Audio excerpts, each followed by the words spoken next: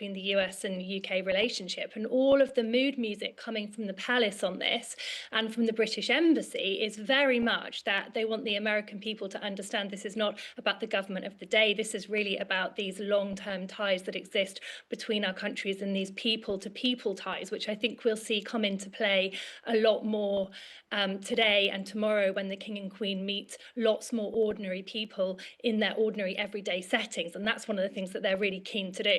I think that it has become very high stakes because of the politics of the day.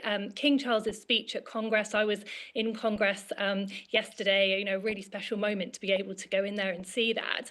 And it did really feel like it seems to play out quite well with most people. It's been described as sort of a diplomatic masterclass because President Trump seemed very happy about it. But, you know, his critics also seemed very happy about it. And as people are digging into more of the detail now, we're seeing people looking at some of the things that he said. You've just been talking there about support for NATO, emphasizing some of these sort of, you know, quite global important points.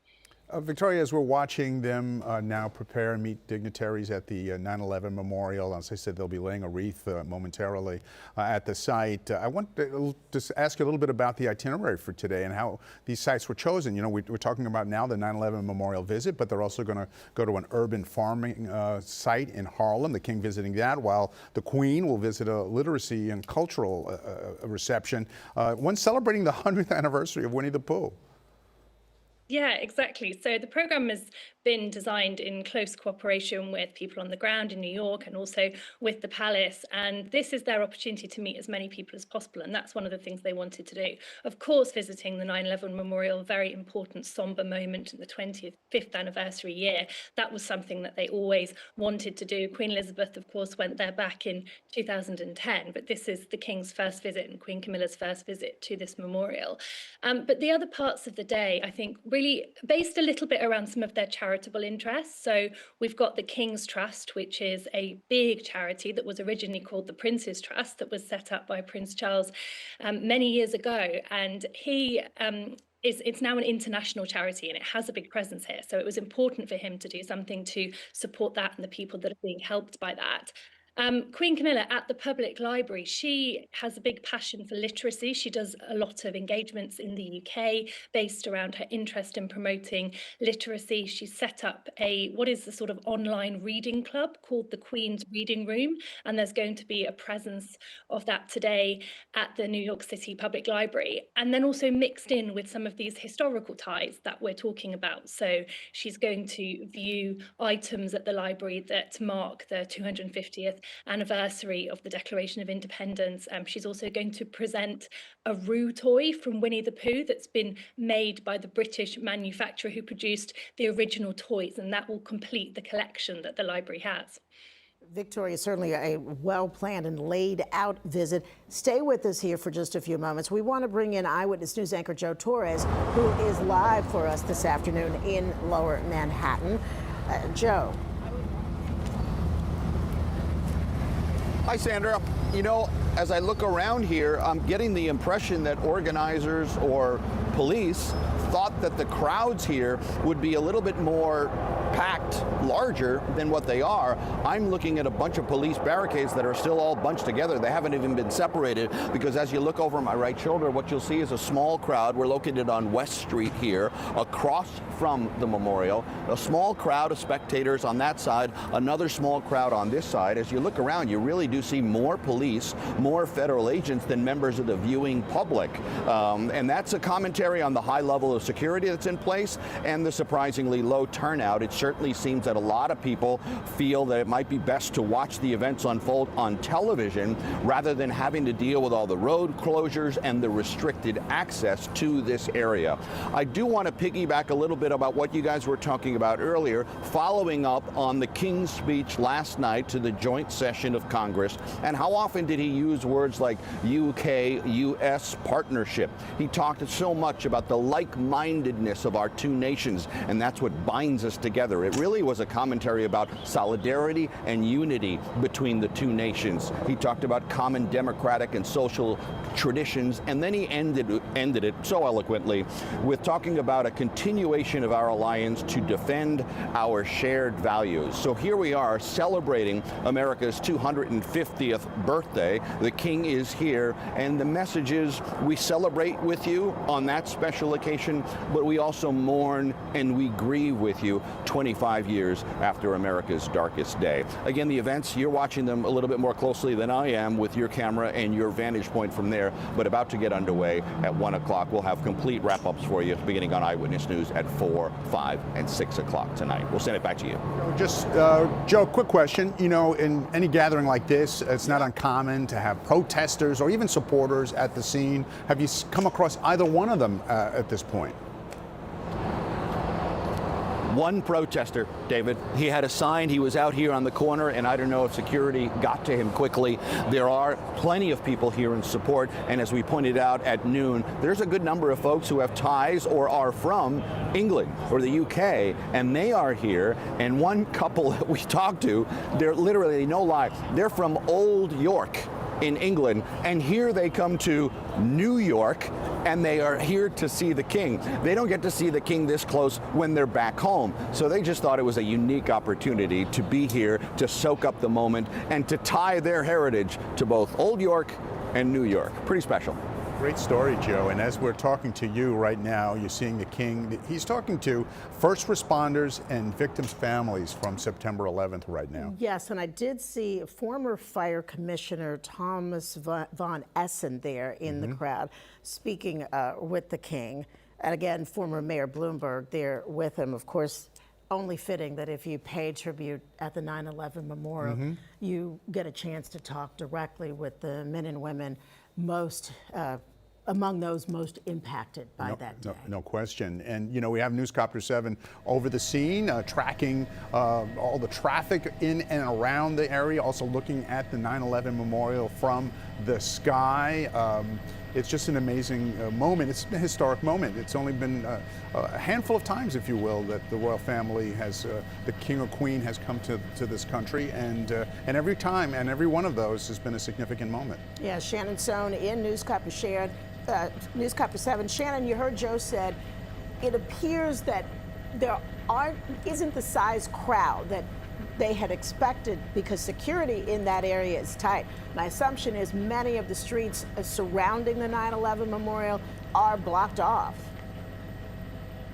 Yeah, they absolutely are. In fact, I'm even amazed at the amount of security here. And one of the things that we'd like to point out before we even get to the traffic is you can see the canopies that they have set up. So we were talking about the wreath laying. That is at the foot of the South Pool, and you can see it there. And the King and Queen were escorted directly to that where they were undercover. And now they are undercover under these canopies that literally stretch from the 9/11 memorial all the way back to where the cars came in when they first came in the motorcade. So this has really been something to behold. I'm just going to ask Captain Arthur here to come a little bit to the north so I can show you where this canopy is. But if you're looking at West Street, you can see both north and southbound, there is no traffic getting through. Certainly on the northbound side, absolutely no traffic. And we're just going to get this shot for you so that you can see it. But the motorcade was no less than 24 cars as it came from LaGuardia Airport. And when you say closures,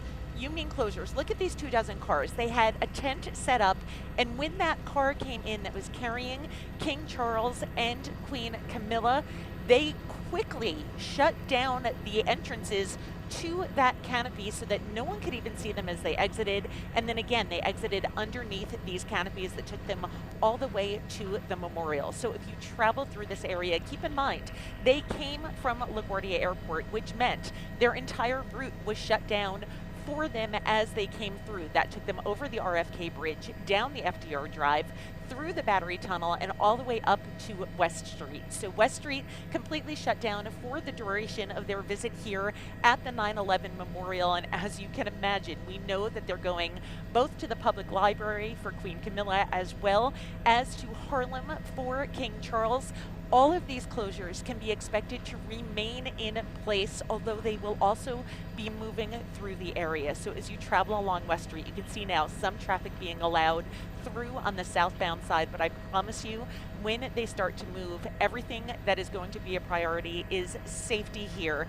And all of the elected officials that are with them, I mean, it was a huge entourage that got off of that airplane, and an even bigger one, it seems, that was traveling throughout the city. At least 24 cars in their transport, and then it was all the cars that were required to shut down traffic ahead of them. What we have been seeing in their transport is that as soon as this motorcade goes through, they do reopen traffic behind, but with police slowdowns to make sure that no one overtakes this. So a large presence of the security team here that's going to be like that throughout the day around Manhattan. Reporting live over the 9/11 Memorial, Shannon Sohn, Channel 7, Eyewitness News. Shannon, thank you so much for being our eyes in the sky. Everything Shannon said suggested if you got to move around the city this afternoon, public transportation, the subway is likely going to be your best choice. One of the highlights of the King's visit to America so far certainly has to be the speech he made last night before Congress. Let's listen into a little bit of what he had to say, keeping in mind that much of that speech really talked about the unity, the relationship between these two countries. The United States is at its heart a story of reconciliation, renewal, and remarkable partnership. From the bitter divisions of 250 years ago, we forged a friendship that has grown into one of the most consequential alliances in human history. I pray with all my heart that our alliance will continue to defend our shared values with our partners in Europe and the Commonwealth and across the world. And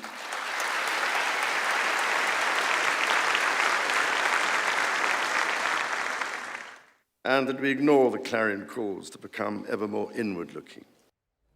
I want to bring back in ABC special contributor Victoria Murphy. Victoria, yesterday, the King also invoked Queen Elizabeth II's 1957 visit to Washington, D.C., noting its goal to, and saying in his words yesterday, the goal is to put the special back into our relationship, and basically affirming that the bond remains vital today. What was your take on what was being said there?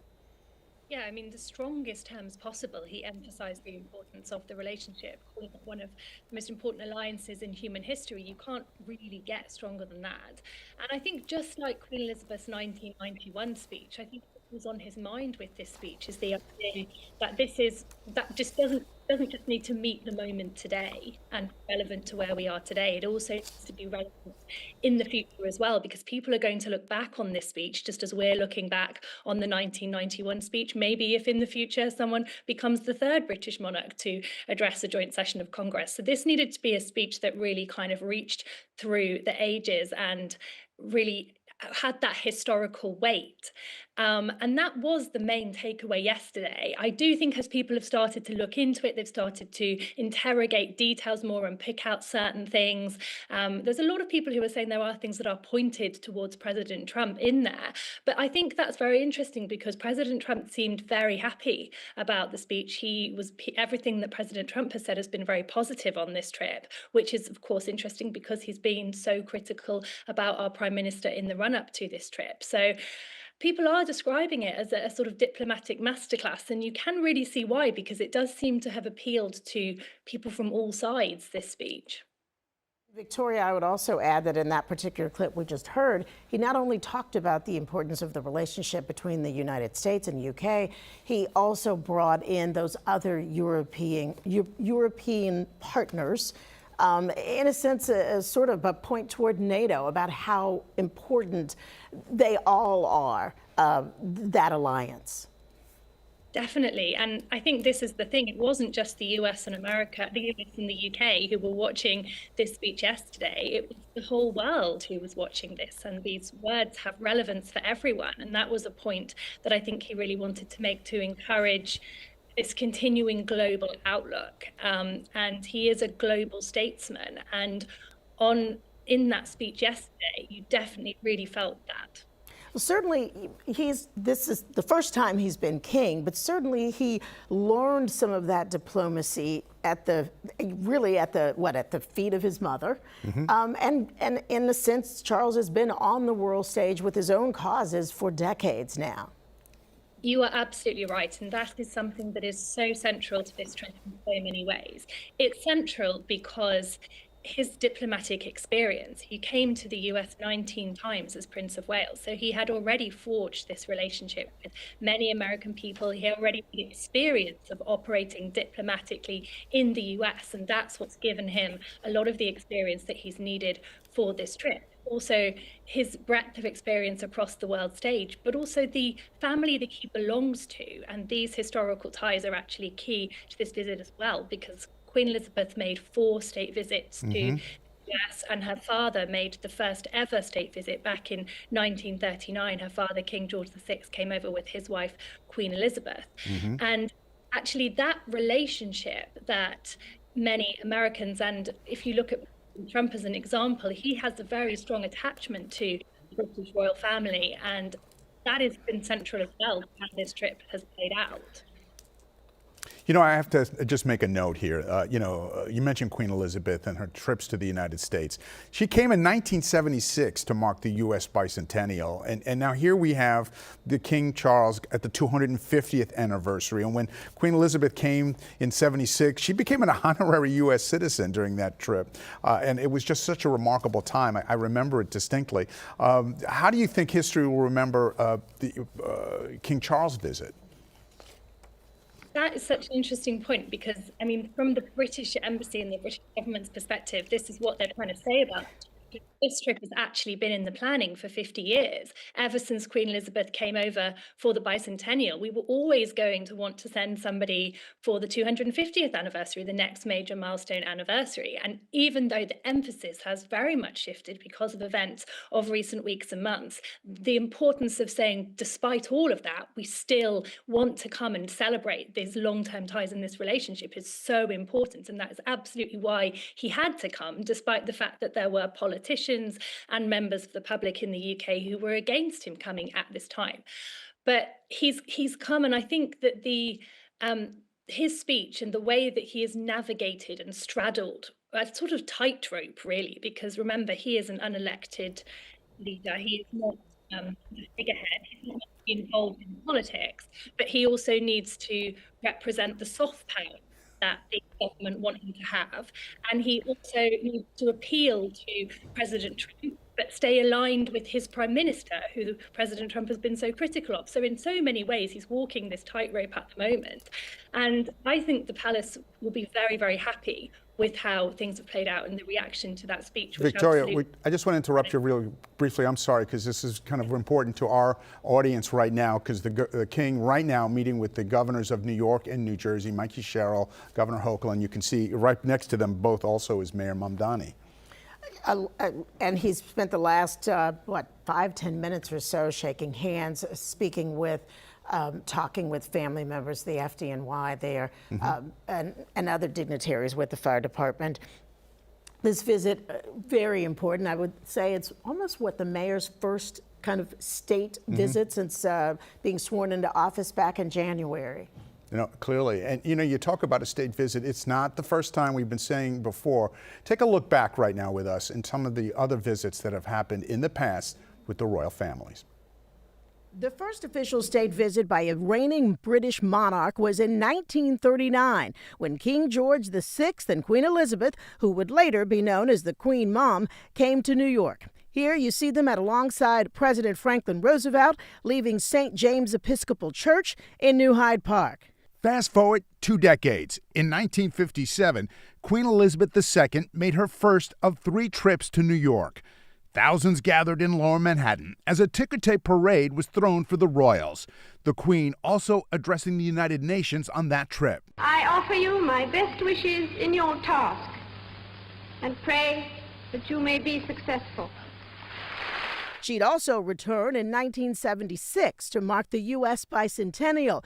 She became an honorary U.S. citizen during that trip, visiting Federal Hall in Lower Manhattan. Here, you see her talking to shoppers after touring Bloomingdale's on the Upper East Side. Queen Elizabeth's final trip to New York was in 2010.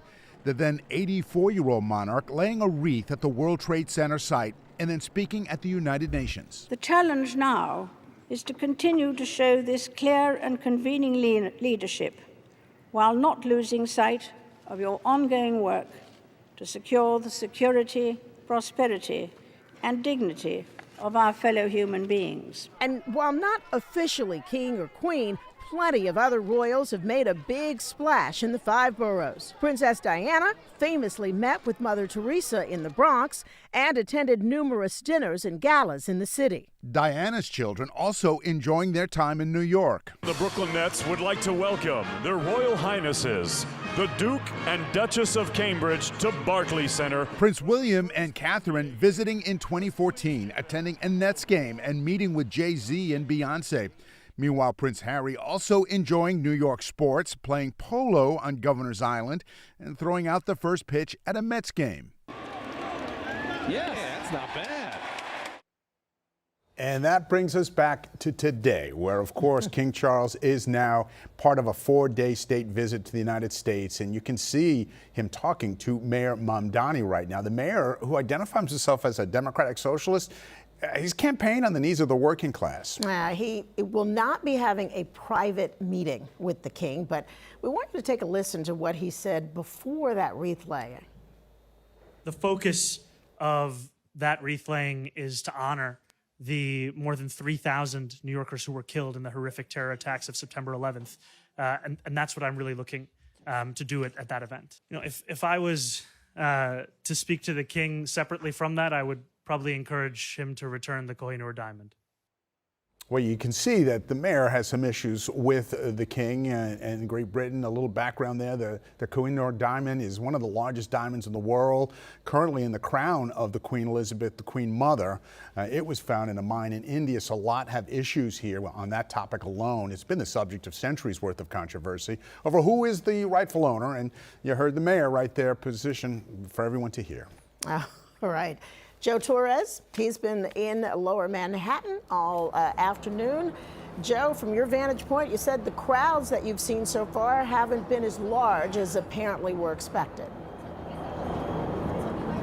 And Sandra and David, after listening to Shannon's description from Newscopter 7, you can understand why, and I think I might be able to show it a little bit from our vantage point. Again, we're on West Street. The memorial is across the street on the other side, and she was talking about, Shannon, the canopies that you see off in the distance where the royals and the dignitaries went inside the canopy. And if you're under there from out here, you know what you're going to see? Not much of anything, which sort of explains perhaps why the turnout here in Lower Manhattan to watch the ongoings is pretty low. Again, we talked about the metal barriers that are in place, but there are plenty of other metal barriers that are still sort of just offloaded off the NYPD truck and haven't been put in place. There are sanitation trucks that we are seeing in our location here that are blocking access. So just about every department, NYPD, FDNY is here, sanitation is here, and then every now and then we'll catch a glimpse of Secret Service officers, Secret Service agents walking around pointing out things that perhaps don't look too good to them, that they want checked, double checked, and you can bet triple checked. But again, this is the scene here on the corner. This is the closest you're going to get from where we are here. And if there's this few people here, then you can understand the feeling and the emotions of people that the best place to watch this might be on television, where there's pool camera, where you can see the king, where you can see the queen, where you can see the actual wreath laying. But we'll keep you posted here, but that's the latest from Lower Manhattan. Sandra and David? All right, Joe, thanks a lot. Now, the king and the queen, they've got 2 other visits in the city. The king's next stop is going to be at an urban farming spot in Harlem, and let's go there right now. We've got a reporter, Kimberly Richardson, there with the very latest from her position. Kimberly, people gathered and ready. Looks like security is certainly ready for you guys.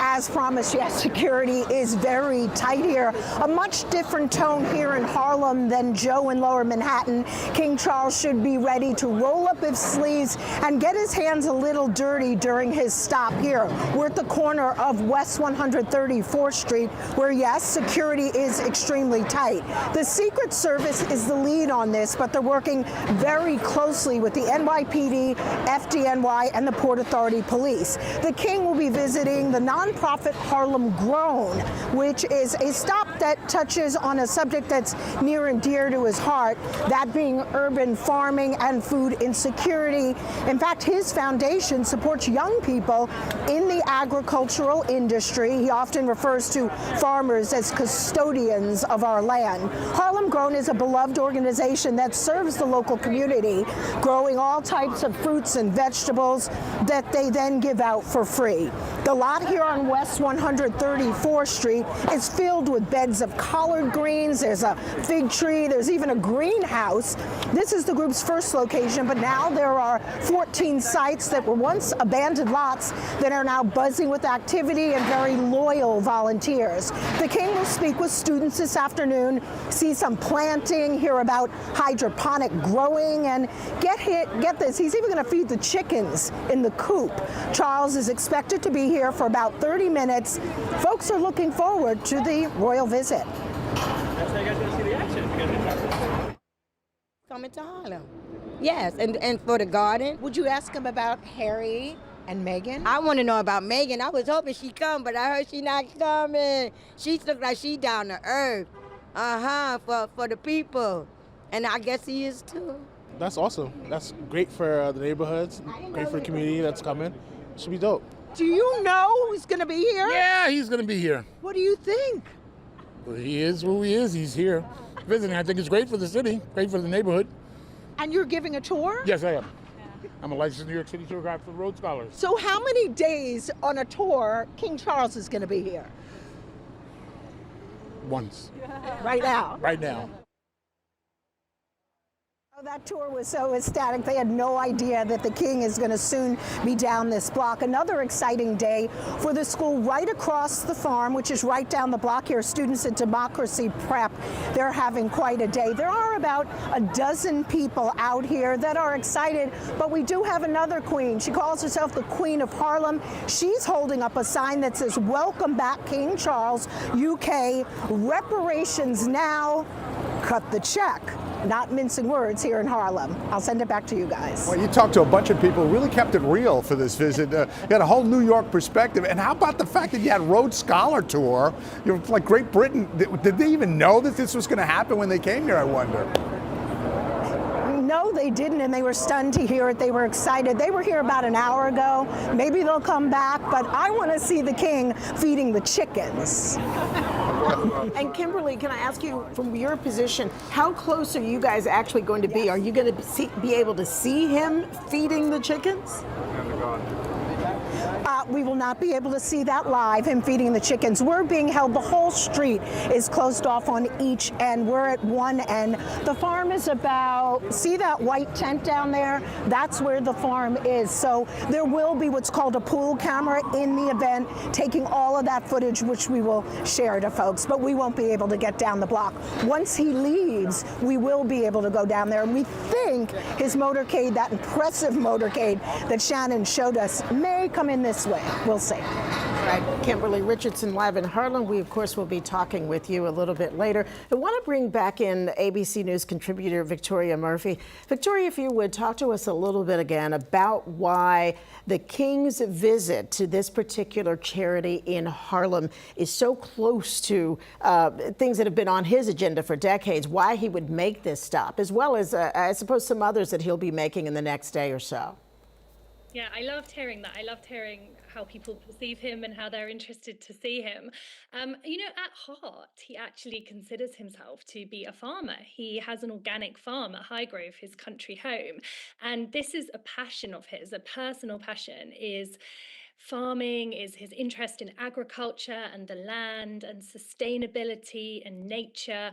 I mean, he's been much mocked over the years for making comments such as, I'm sure you guys are aware of his famous comment about saying that he likes to talk to plants, but that's representative of how passionate he is about nature and how much he likes being in nature, encouraging other people to be in nature. So this is such a central to what he's interested in, coupled with the fact that helping young people is really important to him. He set up the Prince's Trust all the way back in 1976 in order to make sure that young people had a chance at a better start in life, disadvantaged young people. And so meeting any young people is something that he really likes to do. I'm expecting to see him be really quite different, I think, to how he has been on this formal state occasions yesterday. This is an opportunity, I think, for him to be much more relaxed. I think we'll see a lot more kind of off the cuff comments from him. Comments. I think people who meet him, I think, will probably find him to be quite different, maybe to the person that they saw on television yesterday.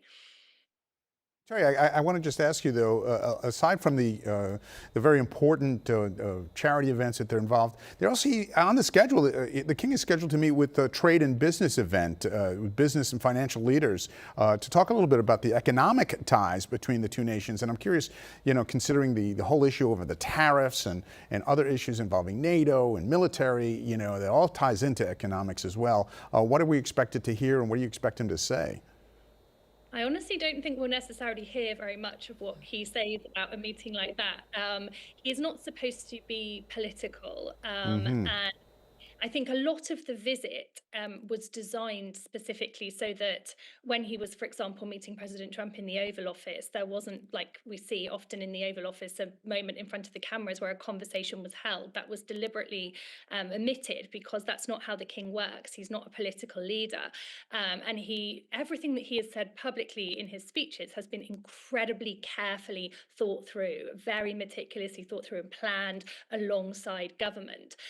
So I think with a meeting like this with business leaders, I don't imagine we'll necessarily get to hear a lot of what he says to them up close. But I mean, it reflects the fact that this is a whistle-stop tour. And he is really going into all the different areas of Britain's interests and all the different people-to-people areas. So meeting regular members of the public, but also people who are high up in business in the US, and acknowledging those ties as well is part of this trip. And I suppose, as you pointed out a little bit earlier, stopping at that urban farm, it's a cause near and dear to his heart. Not much danger of stepping on toes there. He is talking with people who shares his passion, as you pointed out, for helping children as well as for nature and it's sustainable farming, which I believe has been an important cause for him in these last years. Such an important cause. I mean, it's everything to him, really, sustainability and the environment. This is something that he has worked on all the way through his time as Prince of Wales. It's sort of become his mantra as Prince of Wales. He referenced nature and the importance of nature in his speech in Congress yesterday as well, and that was something that actually got a standing ovation. That part of the speech, I'm sure, was very much a personal touch from him, because we were told the speech was written on the advice of the government, and very clear from certain parts of the speech that was the case. But then there was other parts, like speaking about nature, that you knew had come from him, because this is his passion, and it's something that he has been ahead of the curve on, and he's been credited with being ahead of the curve on things like organic farming before many people were really talking about organic produce.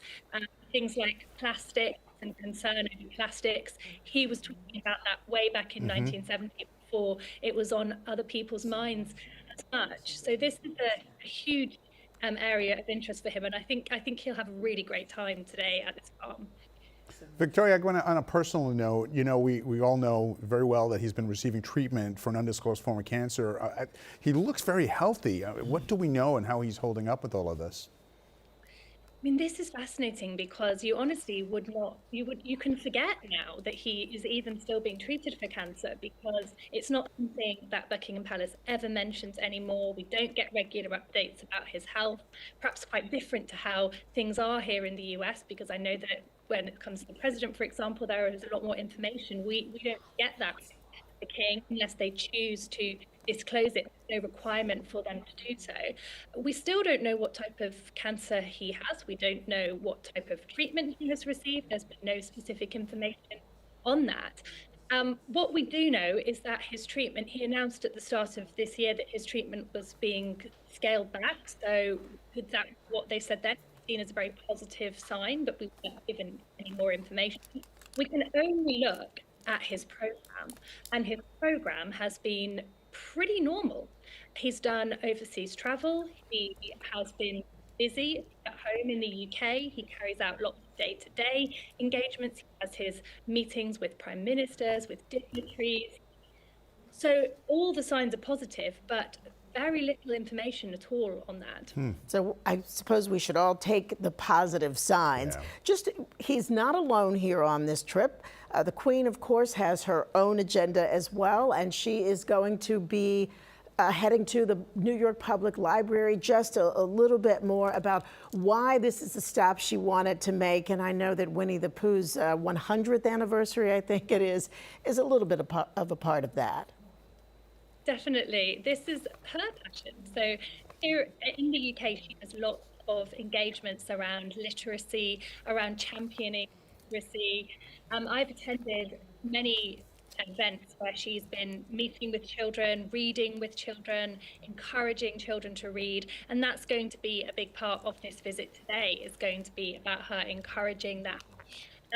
And there is going to be a Winnie the Pooh element to it. She is gifting a Roo doll to the public library, and it's made by the same British manufacturer who produced the original toys. And this is going to complete the collection that the library has of Winnie the Pooh toys. So just fascinating. On this anniversary. Victoria, thank you so much for your insight. ABC contributor Victoria Murphy, we do appreciate it. Let's check in with Jeff Smith. The weather has just been perfect for this visit, no question about it.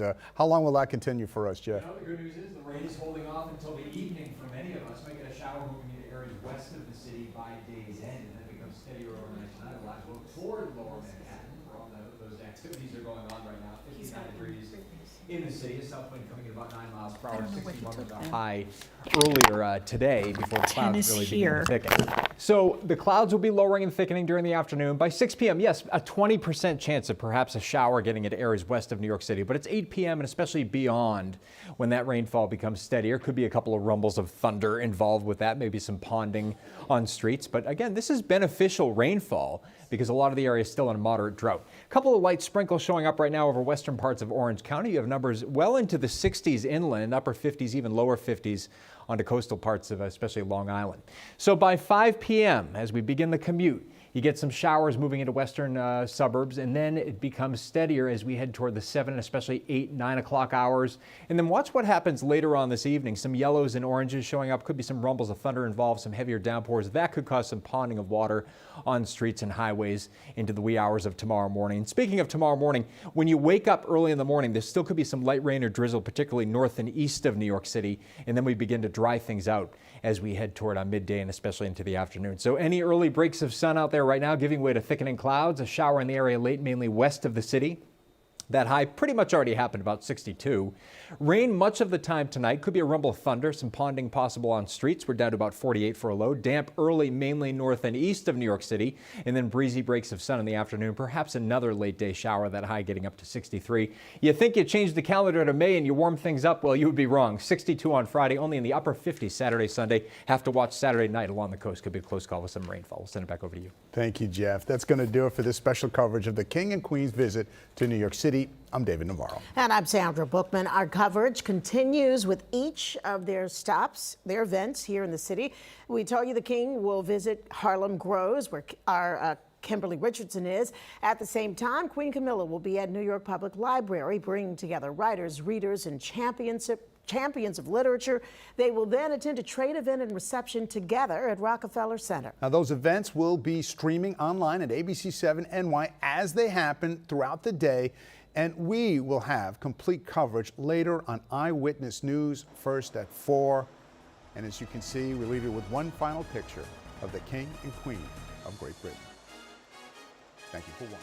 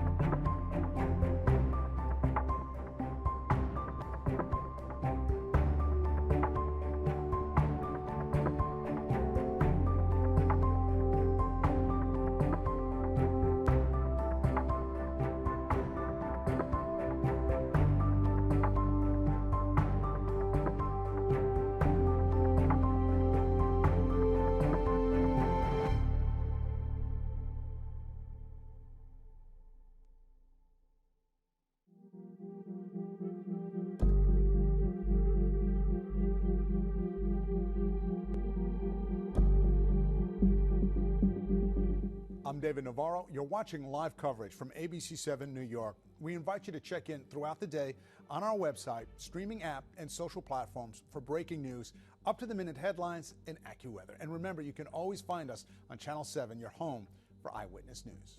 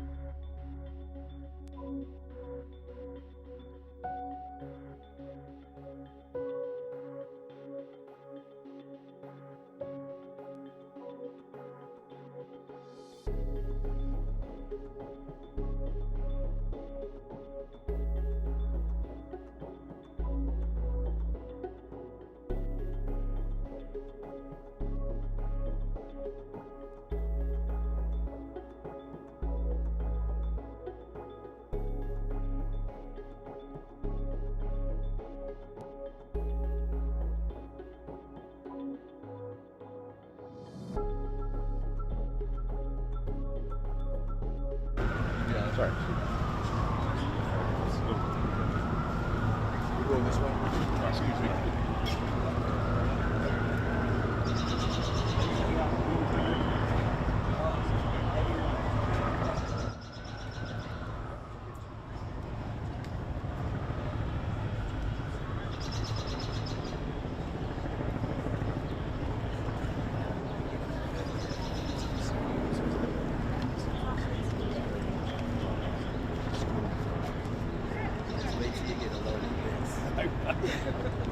Please meet my partner, Nicole. She's our executive, Nicole Angle. Hi. Yes. He really is. Right hand, Janine Harris. Since the beginning. Yes.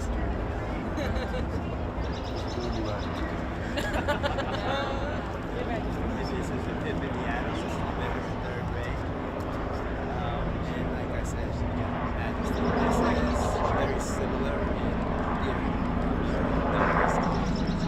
I was introduced to this about 6 years ago to find those disparities. And that's what implemented this. That's what started this whole concept. Excuse me. The way you crushed it. You crushed it in Congress. But honestly, this is an idea we plan for some vegetables to be growing, and you'll see that as we transfer students. So I want to hand it off to Nicole. You got me. You're making him a little nervous. Does that happen a lot? You know?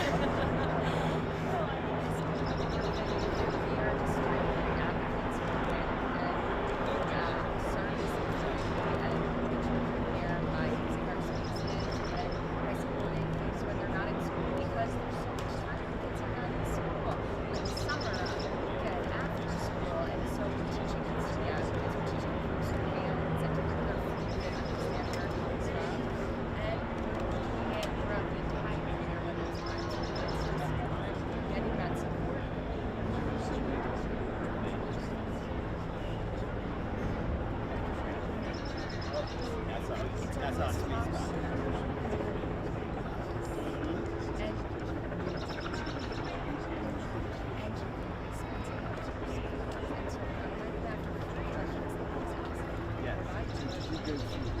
Yes, I was the first. I was 9 at the time. What are you doing now? Well, now I'm a licensed social worker, and I'm currently getting my PhD in social welfare.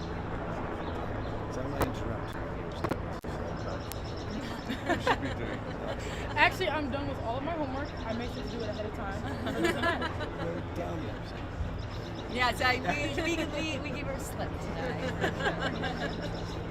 So are you getting a lot? Do you help with the children? Yes.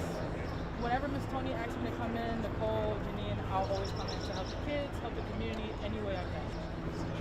She's a celebrity with our, no, but they relate most to her because exactly, and that's the circle, and that's what matters. A living, breathing proof of possibility right in front of you.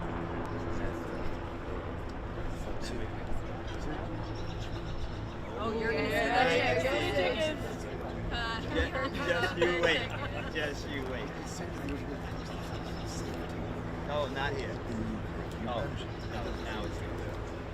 So before we even start, so everything is here is cycle. So I want to introduce you to our partners that help us all go. This is the top. Today this happens to be our farm director is that. Our partners from Sharing Access. Evan Eller, it's very nice to meet you. Very nice to meet you. No, please. Hi, everybody. Very nice to meet you. And where is Genesis?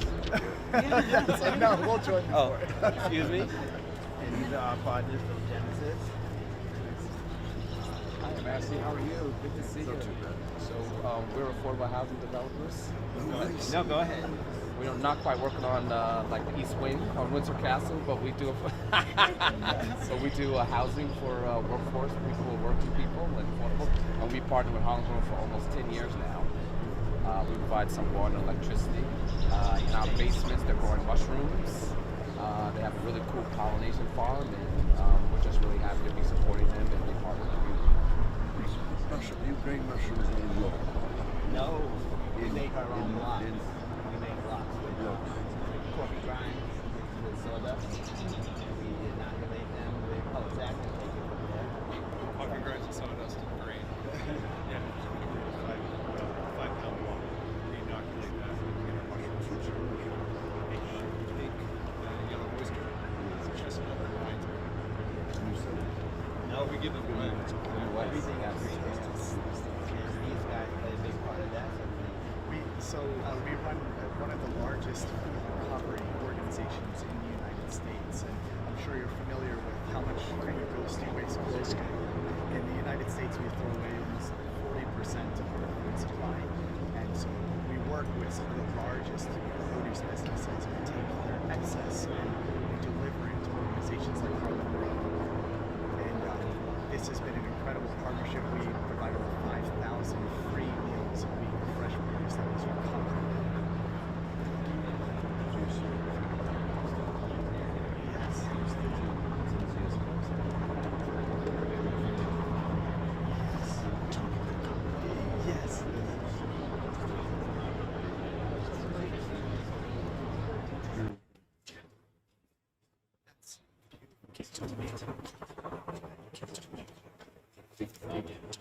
Yes. Yes.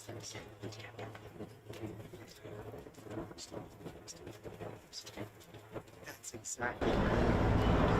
That's it. That's what we work with in New York is Huntsville. It's the largest produce market in America, and it's the logistics. So we work with others. Yes, that's right. We could end the world hunger. Would really love that. Absolutely. We work. Yes, our dream would be to expand to the UK, and we feed over 10 million people annually in the United States. There's no reason why we can't end hunger entirely just with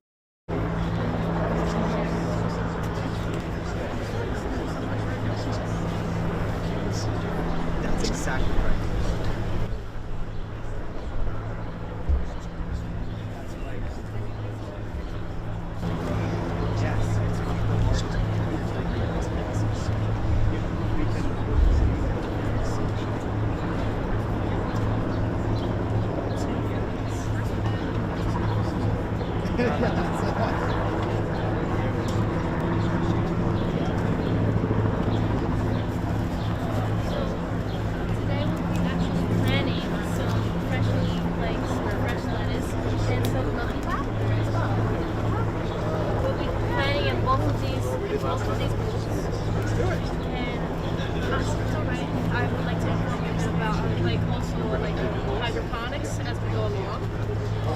Hydroponics, we teach kids in schools while also outside.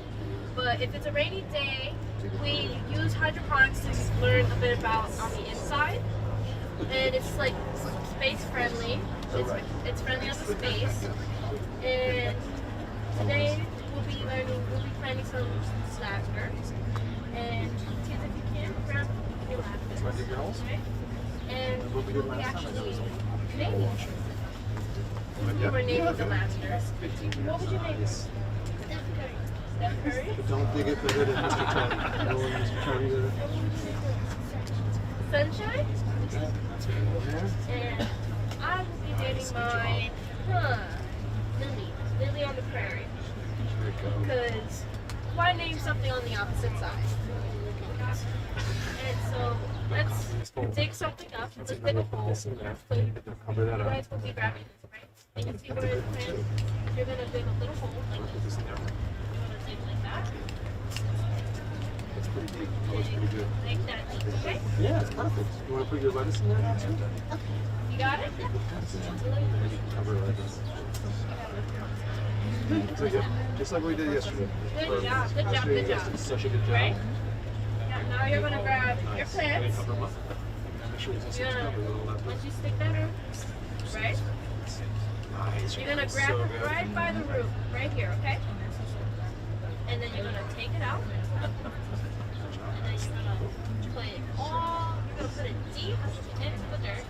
And then you're going to, got it? You want more? Then you guys are going to use the rest of the dirt. That's right over there. I mean, you're ready. And go around the plant. Nice job. What do you want more? This one, right? You can see you did the perfect job of it. Right. So, you got it up there? Great Nice. job. Perfect Great spot. job. And now we're going to Perfect spot. gently pat around it.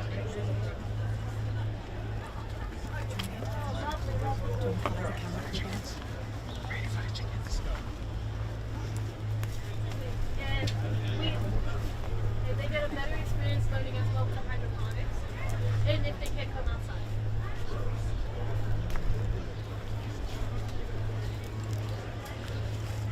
I've been working with Harlem Grown for 5 years now.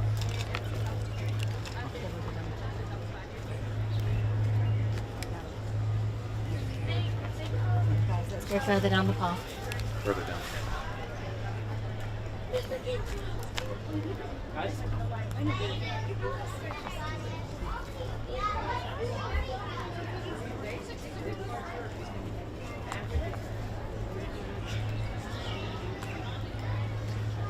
Yeah, I don't know what's happening. Don't worry, it's fine.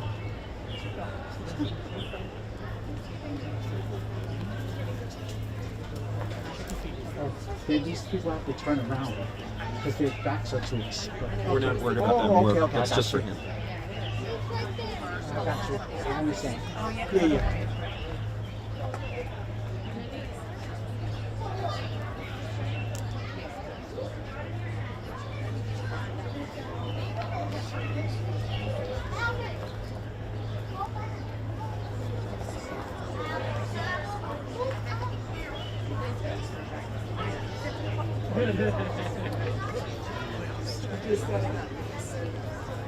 Watch out, watch out.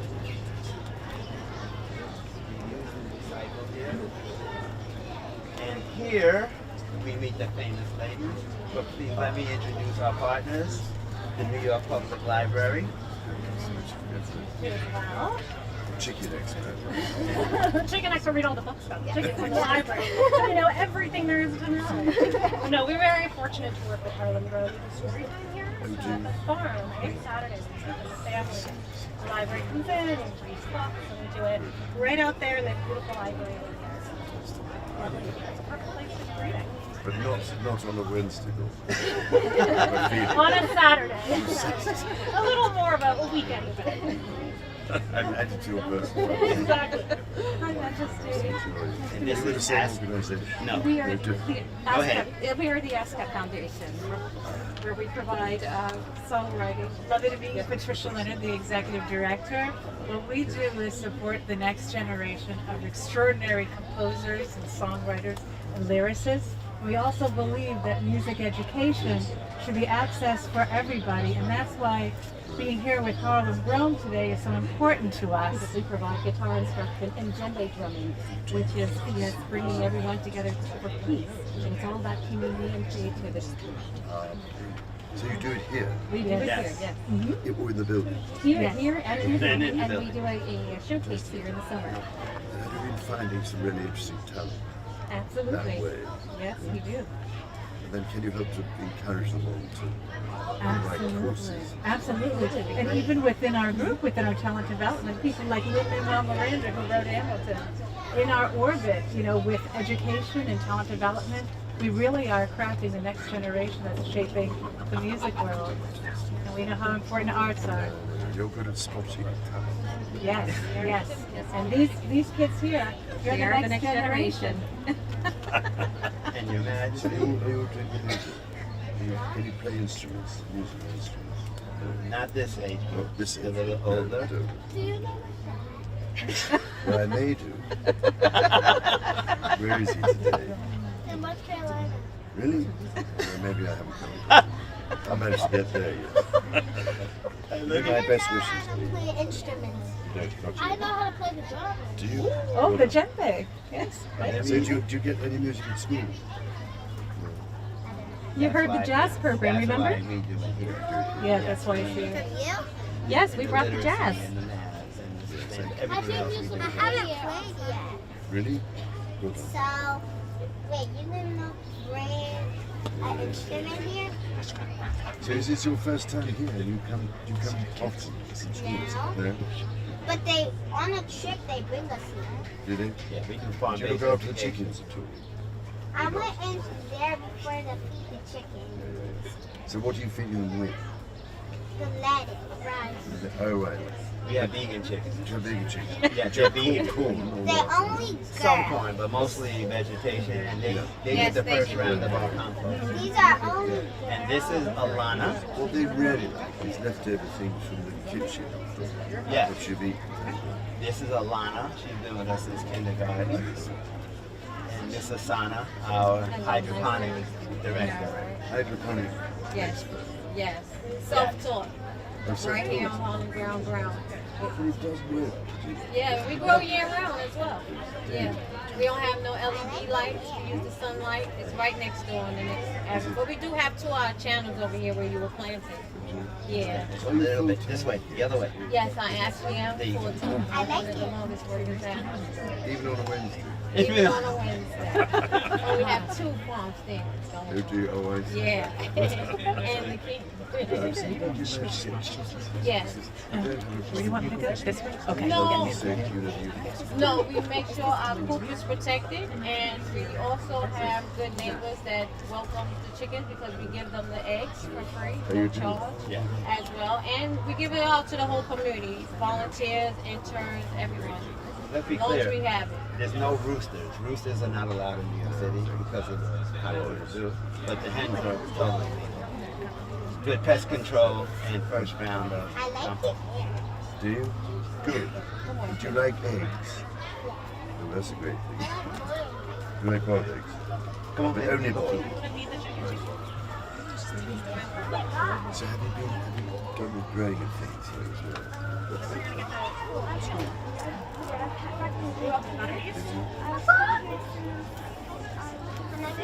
Try not to give them all at one time, okay? All right, that's all I can. Yeah, no problem.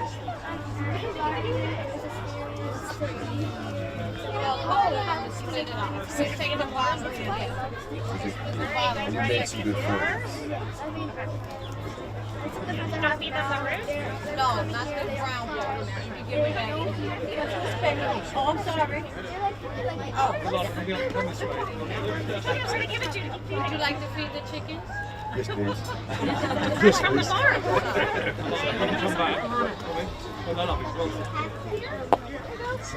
You just bend down. Isn't it Mr. King Charles? Because my mom said you're not Mr. King Charles. I told her. Look at that. Eat it. Did you like Can I get one? Almost. like eating? Look at all the chickens. I need more lettuce. You have to remember on the right.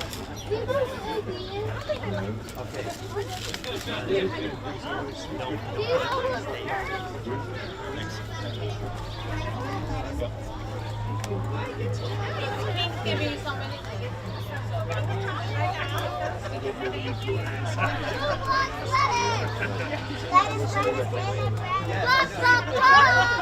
want to hold one up and look at the camera?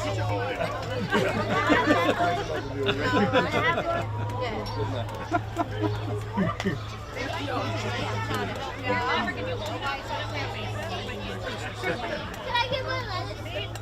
You will.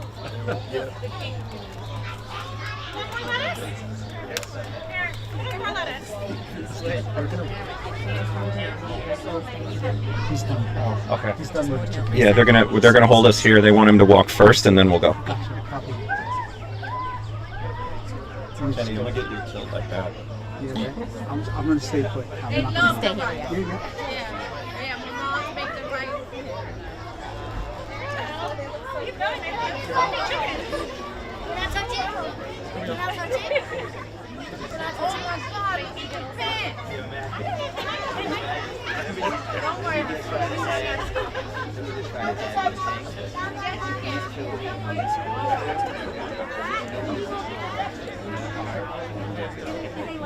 Yes, they love it. They love it.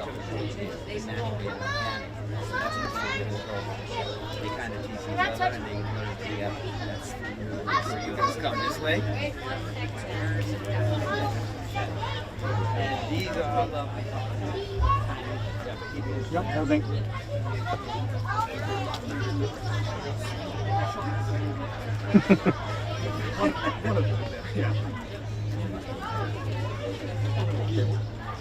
So you are an income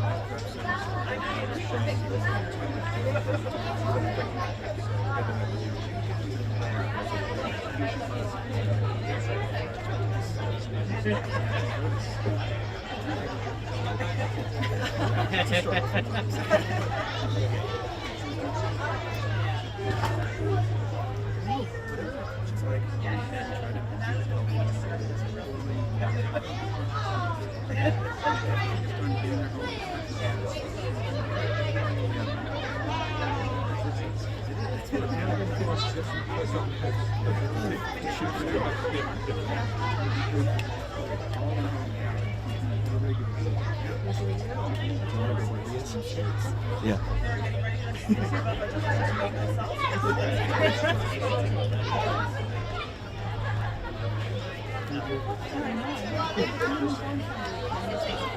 How are you? Good job, Corey. Such a good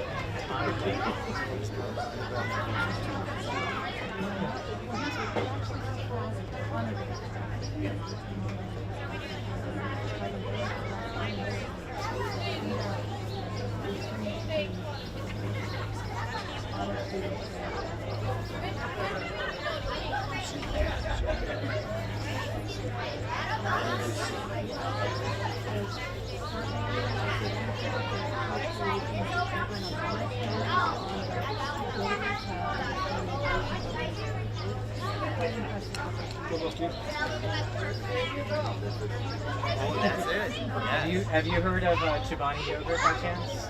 It is so many different sorts that are out there. That's where I get to work. I'm on the advisory board.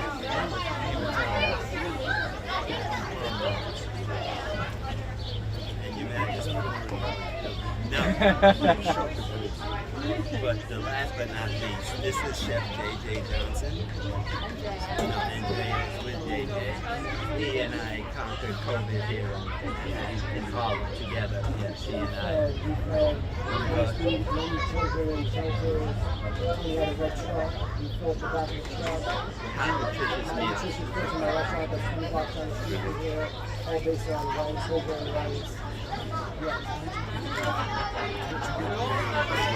You get the basmati rice, right from India, you get Carolina gold rice, right from North Carolina, all the rices. You make this sure.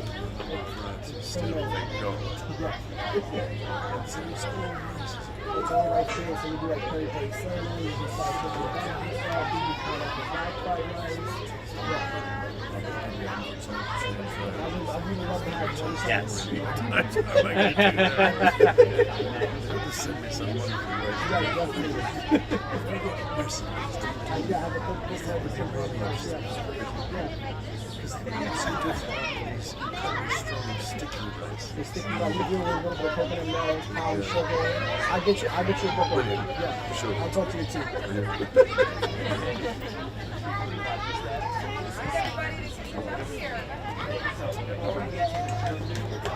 Yep, understand.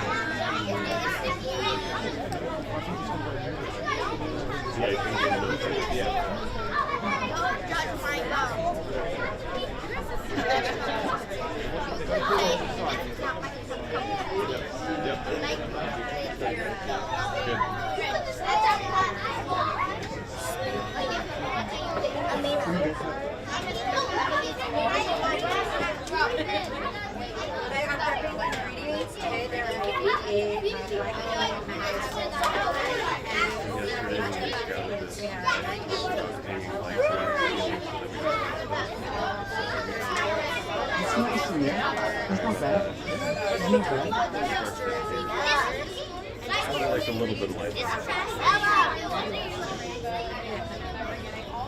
I'm just glad it's not raining.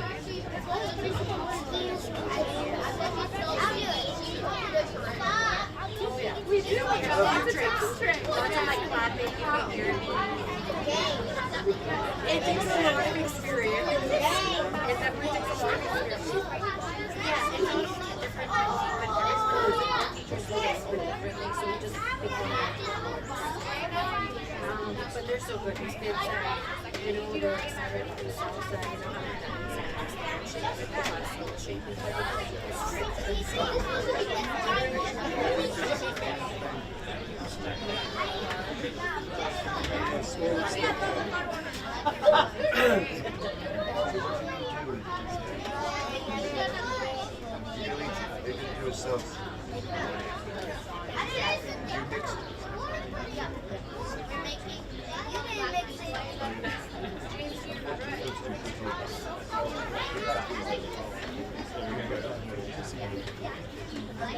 So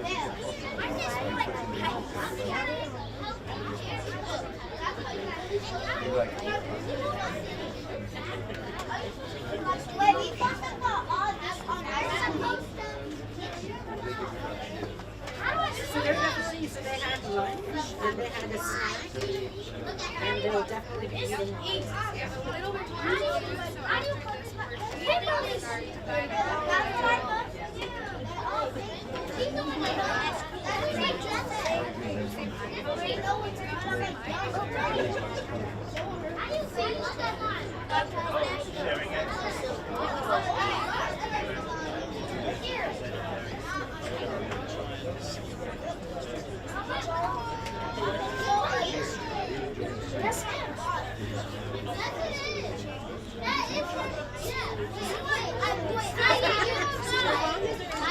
That's the biggest thing. As long as they're exploring new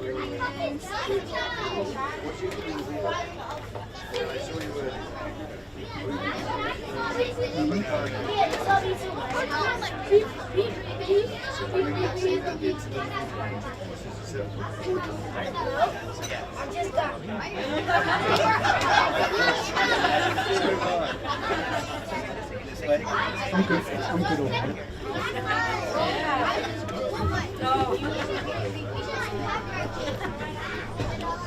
No, thank you so much for coming. Yeah, absolutely. That's it.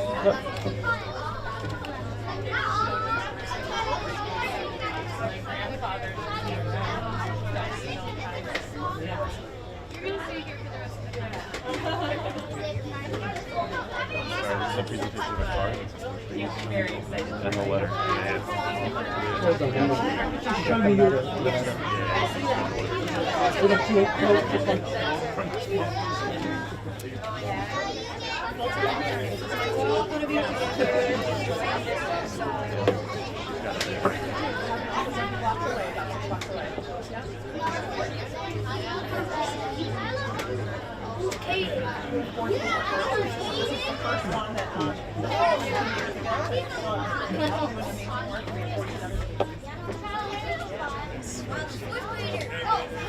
Oh, yeah.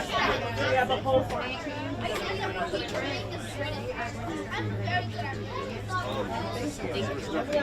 Two more quizzes. Some of the checklists. You saw the checklist. I heard.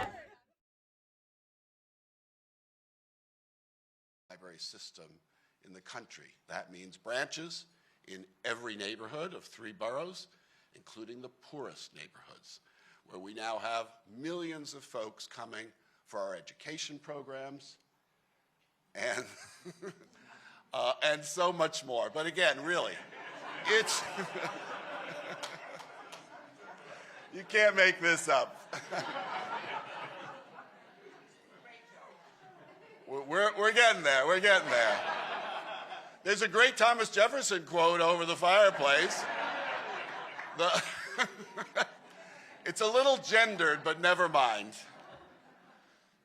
On the subject of gender, Giles is with us. Apparently there was some confusion about kangaroos. Kanga is definitely female. Right.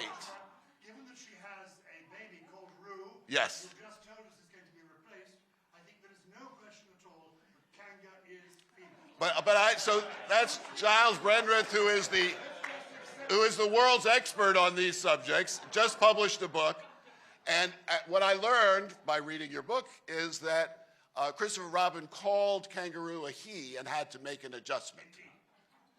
Emil was ahead of the curve in so many ways. Gender is fluid. This book has lasted 100 years because it encompasses and brings everyone together. It's a book that actually epitomizes what King Charles III was talking about last night at the White House, harmony. It's a book about friendship and people coming together in harmony. The combination of harmony and honey is what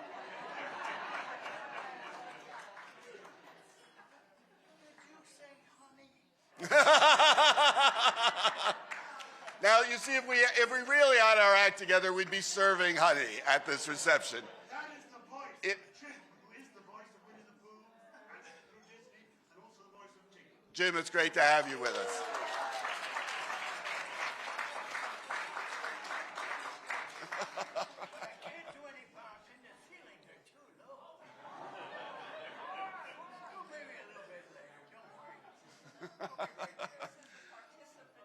Yes, we're all in it now together.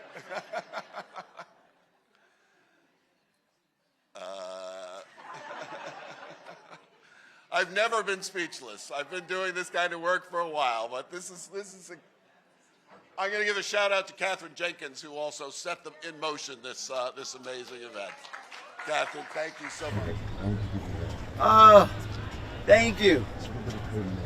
Okay.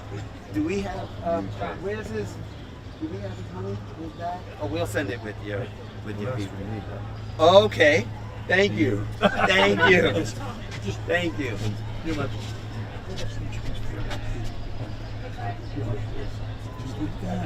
I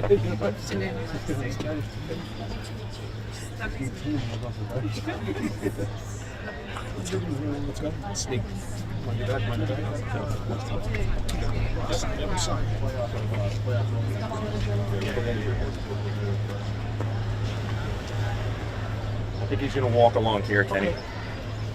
You should be okay. Okay. Phenomenon that is the New York Public Library. It is a pleasure to be with all of you today as we celebrate the state visit by their Majesties, King Charles III and Queen Camilla. Like many of you, reading has been a constant in my life, a North Star. For me, falling in love with the company of books was hereditary. After all, I have a librarian as a mother whose cat was named Dewey after the Dewey Decimal System. My grandmother adored reading, so much that in the last years of her life, after her eyes had failed her, she and I laid in bed and listened to her beloved Jane Austen. She also had a needlepoint pillow on her couch that read simply, "Reading is sexy." And I think we all can agree with that statement. This afternoon with Her Majesty is even more meaningful because books are part of her DNA too.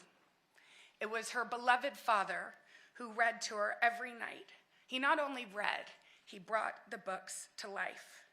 She has said, "My father read to me, and that sparked my love of reading. It is something I have carried with me all of my life."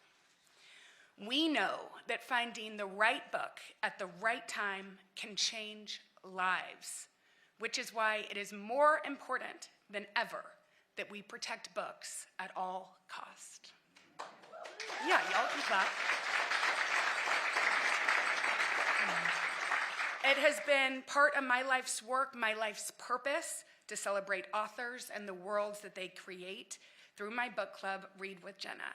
And I'm thrilled that some of those authors are here with us today.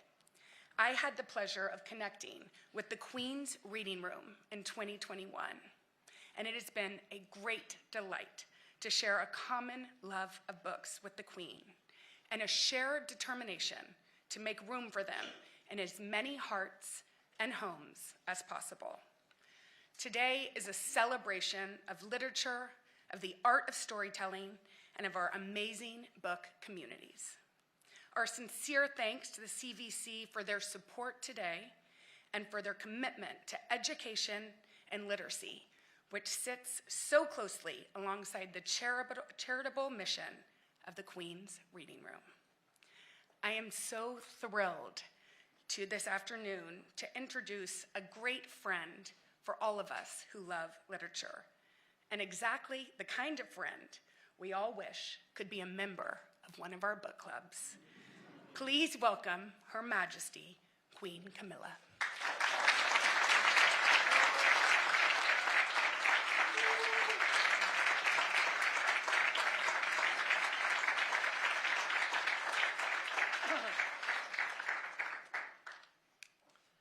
Ladies and gentlemen, I'm hoping my voice isn't going to conk out before the end of this speech, but as you can imagine, I have been talking quite a lot over the last few days.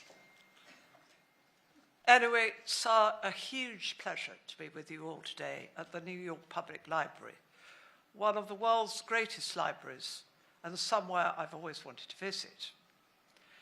Now, it was exactly 85 years ago, a kind of cultural exchange took place when the British journalist Alistair Cook fell in love with this city and became a citizen of the United States.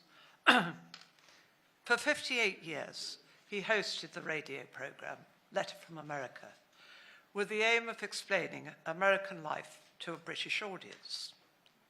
He did much to deepen the precious friendship between our two countries, perhaps because, as he said of himself, after all these years in America, I've become bilingual. Now, Alistair Cook was a genuine wordsmith with a profound passion for books. He once quoted the poet Donald Hall, who said, "When we read great literature, something changes in us that stays changed." If this is true, and I for one believe it is, then this library, through its old alchemy, changes its visitors for the better. We might even describe it as an enchanted place, in that it has similarities with the 100-acre wood where Winnie the Pooh and his friends lived before their pilgrimage to set up home in this very building, in another cultural exchange. Of course, we in Britain have benefited enormously from those who have crossed the pond in the opposite direction, including, amongst many others, the literary giants Henry James, T.S. Eliot, and Sylvia Plath. More recently, you lent us the wonderful writer Bill Bryson, who listed a few things he loves about the UK: Marmite, village fates, country lanes, people saying mustn't grumble, although we grumble all the time, milk in bottles, beans on toast, and a hot water bottle, which is a necessity. He might have added that another necessity, wherever we are from, is literature. The brilliant Joan Didion, whose papers, I believe, are safely stored here, said it best: "We tell ourselves stories in order to live." We all need stories. Therefore, we all need books. This is something I've always known to be true, thanks in large part to my papa, who inspired in his 3 children a lifelong passion for reading. Indeed, the first Americans I knew and loved were the characters I met in my treasured childhood novels: Little Women, What Katie Did, Charlotte's Web. I knew even then that books are the best friends you can have, in good times and in bad.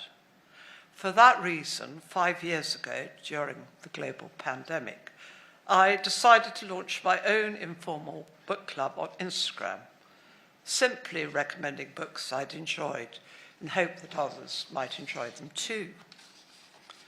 Happily, the club, which I call my reading room, took off and grew beyond my wildest dreams.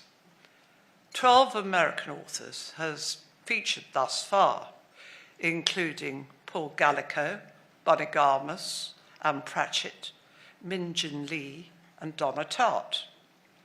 And we've been lucky enough to welcome 3 to our festivals: Harlan Coben, Julia Quinn, and Christine Hanna. Our online content now reaches more than 12 million people in 183 countries across the world.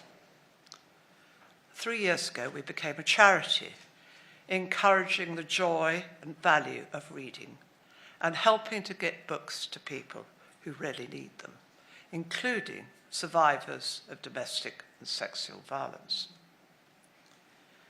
As we undertake research, one of our studies has established that even 5 minutes of reading per day can reduce your stress levels by almost 20% and enhance your mental well-being. As many of us have long suspected, books really are good for us. They also have a magic way of bringing people together with their ability to transcend any barrier. It's for that reason that I already feel at home with you here in these hallowed rooms, where your mission is to inspire lifelong learning, advance knowledge, and strengthen our communities. I would be delighted if my reading room could join the grand tradition of cultural exchange between our two countries, and if we might all work together to spread the word that, as Alistair Cook and John Steinbeck said, there are never enough books. Thank you.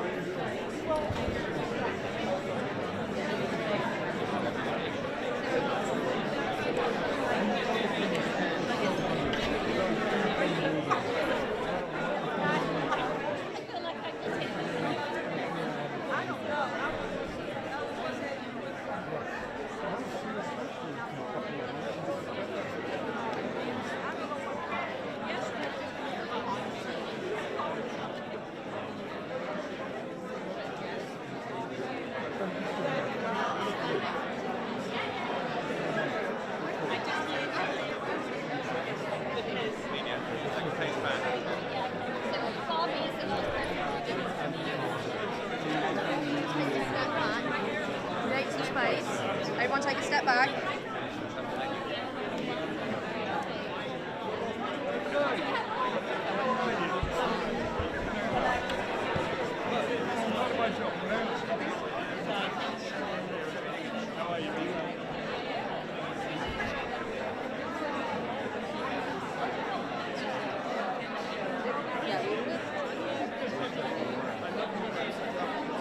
I was in a better position. Okay, I'm so sorry.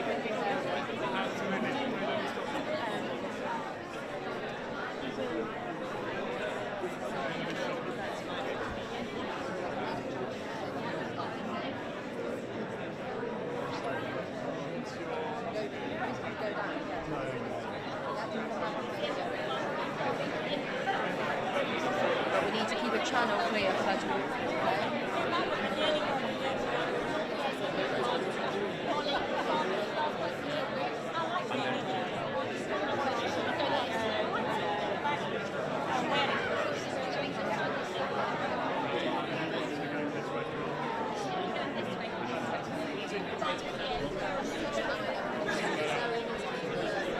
Where else you got? Where's the next?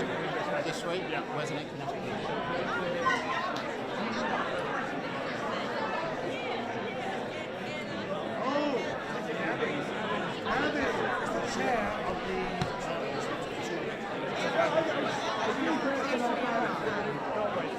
Right, that's a fantastic Sorry. I'm going to step to the other side of you to do that.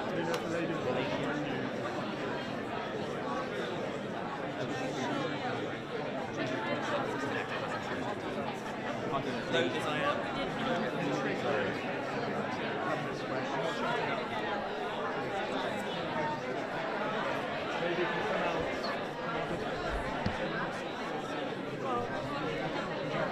We'll run next to the table. That's fantastic. Good question.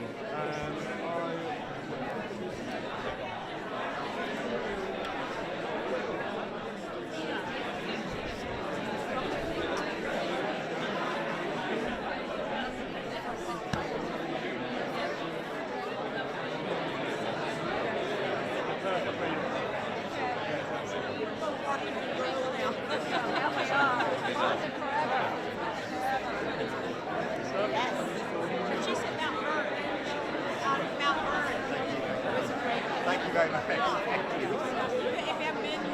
I would love to come back. I'll be able to take Can we block there?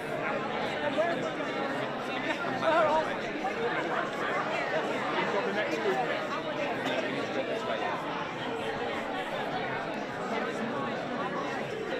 Maybe we can bring this lady round.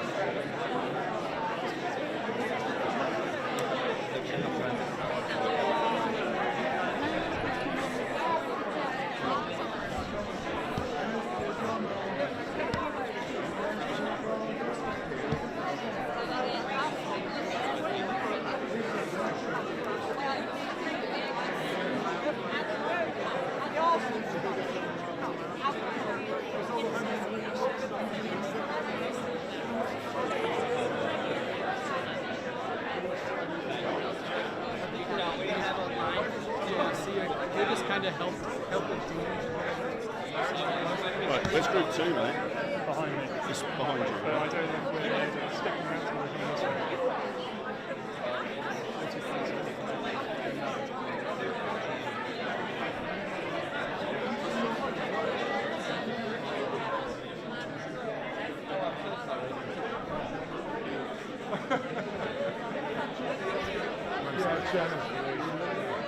I do. I'm a New Jersey enemy. Wherever we go after this, 1, 2 more coats.